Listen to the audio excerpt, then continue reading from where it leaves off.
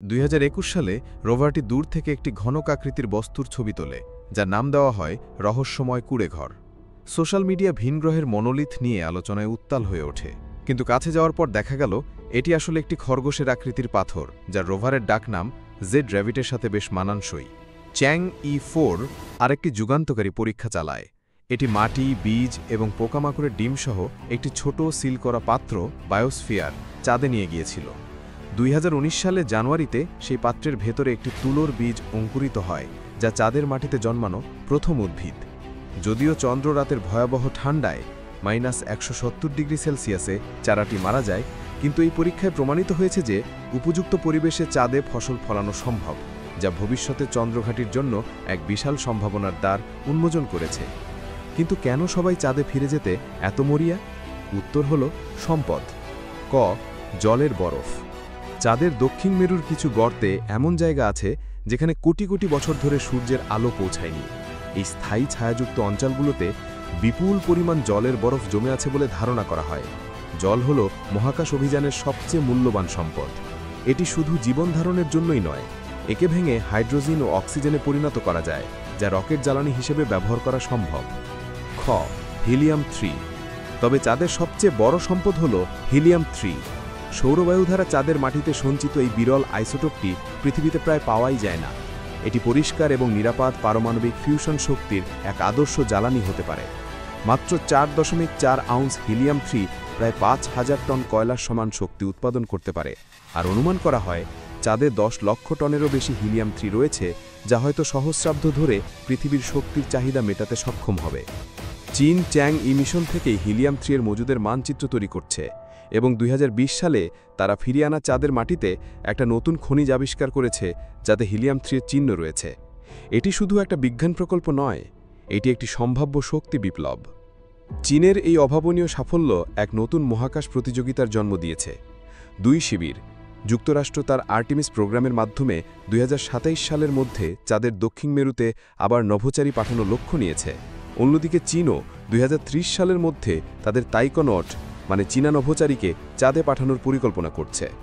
2টি জোট, আমেরিকা তার আর্টেমিস চুক্তির মাধ্যমে মিত্র দেশগুলোকে চন্দ্রাভিযানে তাদের নিয়মকানুন মেনে চলার জন্য একত্রিত করছে, কিন্তু চীন বা রাশিয়া এই চুক্তিতে স্বাক্ষর করেনি।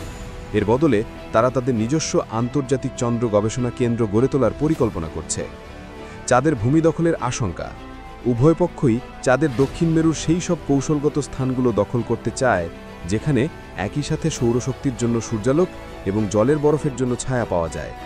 1967 সালের মহাকাশ চুক্তিতে চাঁদের মালিকানা নিষিদ্ধ করা হলেও সম্পদ আহরণ একটি ধূসর আইনি অঞ্চল। যে দেশ বা জোট চন্দ্রখনির উপর, বিশেষ করে হিলিয়াম-3 উত্তোলনে দক্ষতা অর্জন করতে পারবে, সে বিশ্বব্যাপী শক্তি এবং ভূ-রাজনীতিতে একচ্ছত্র আধিপত্য বিস্তার করতে পারবে। এই প্রতিযোগিতা কোন দিকে মোড় নেবে তা সময়ই বলবে। 2024 সালে চীনের চ্যাং-ই-6 মিশন প্রথমবারের মতো চাঁদের দূর প্রান্ত থেকে মাটি ও পাথর পৃথিবীতে ফিরিয়ে এনে ইতিহাস তৈরি করেছে। তাদের পরবর্তী মিশন চ্যাং-ই-7 এবং 8 চাঁদের দক্ষিণ মেরুতে স্থায়ী ঘাঁটি তৈরির জন্য প্রযুক্তি পরীক্ষা করবে। চাঁদ আর এখন রাতের আকাশের এক দূরের স্বপ্ন নয়, এটি 21 শতাব্দীর এক নতুন ওয়াইল্ড ওয়েস্ট, যেখানে সম্পদ, শক্তি এবং প্রতিপত্তির এক নতুন খেলা শুরু হয়েছে।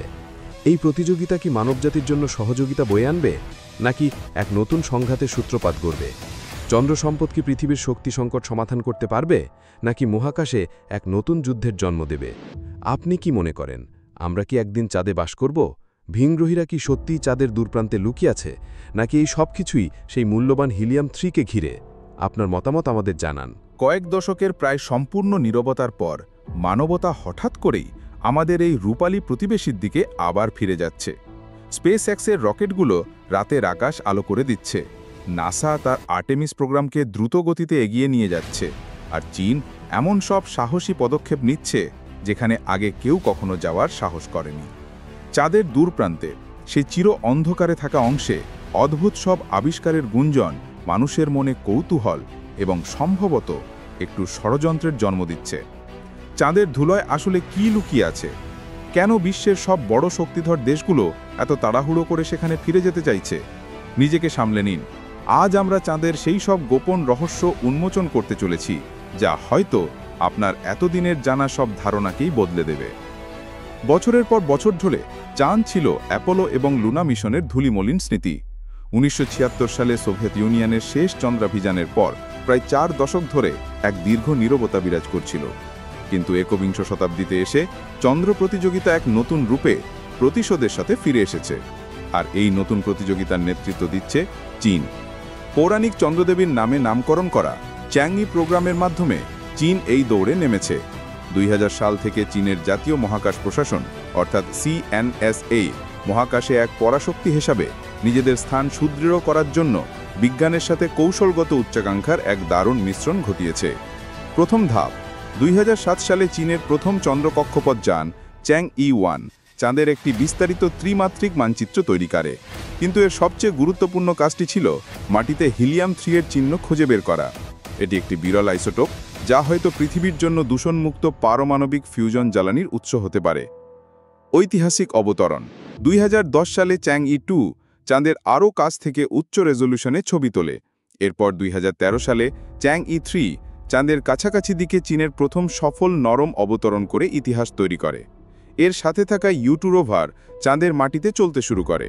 1970-এর দশকের পর এটি ছিল চাঁদে কোনো সফল অবতরণ, যা কয়েক দশকের মহাজাগতিক নীরবতা ভেঙে দিয়েছিল। কিন্তু চীনের আসল খেলা বদলে দেওয়া পদক্ষেপটি আসে 2019 সালে চ্যাংই-4 মিশনের মাধ্যমে। এই অভিযানটি এমন এক জায়গায় করা হয়েছিল যেখানে আগে কোনো দেশ যাওয়ার সাহস করেনি। এটি অবতরণ করেছে চাঁদের দূরবর্তী প্রান্তে, যা চিরকাল পৃথিবী থেকে লুকিয়েছিল। দক্ষিণ মেরুর বিশাল ভন কারমান গর্তে অবতরণ করে এই মিশন একটি ঐতিহাসিক সাফল্য অর্জন করে। চাঁদের দূরবর্তী অংশে অবতরণ করা অত্যন্ত কঠিন, কারণ পৃথিবীর সাথে এর সরাসরি কোনো যোগাযোগ স্থাপন করা যায় না। চীন এই সমস্যার এক দারুণ সমাধান বের করে। তারা কুইকিয়াও নামে একটি রিলে স্যাটেলাইট উৎক্ষেপণ করে, যা পৃথিবী ও চাঁদের মাঝের এক স্থিতিশীল বিন্দু অর্থাৎ L2 পয়েন্টে অবস্থান করে দূরবর্তী অংশ এবং পৃথিবীর মধ্যে সংকেত আদান প্রদান করে।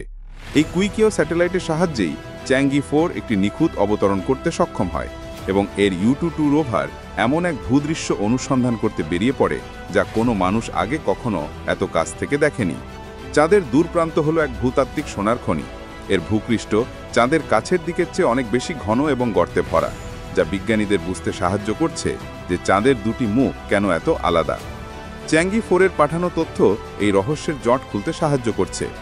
তবে প্রতিটি আবিষ্কারই প্রত্যাশিত ছিল না। 2019 সালে ইউ2 রোভার একটি ছোট্ট গর্তে এক চকচকে জেলের মতো পদার্থ দেখতে পায়, যা ইন্টারনেট এবং সোশ্যাল মিডিয়ার আলোড়ন সৃষ্টি করে।